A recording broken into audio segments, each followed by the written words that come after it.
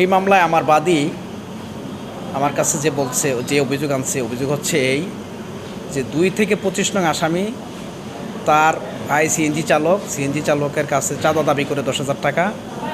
এই 10,000 টাকা চাঁদা দিতে অস্বীকার করায় তাকে মারধর করে এবং থানা অফিসার ইনচার্জকে বলে থানা থেকে ফোর্স এনে তাকে ধৃত করে অ্যারেস্ট করার পর তাকে থানায় নিয়ে যায়। থানায় নিয়ে যাওয়ার পরে আমার বাদী মেহেদী হাসান থানায় যাওয়ার পরে তার কাছে অফিসার ইনচার্জ যিনি দায়িত্বপ্রাপ্ত আছেন জাহিদুল ইসলাম, উনি তার কাছে 1 লক্ষ টাকা চাঁদা দাবি করে, 1 লক্ষ টাকা ঘুষ দাবি করে। তাকে 1 লক্ষ টাকা ঘুষ দিলে তার বাইকে ছেড়ে দিবে।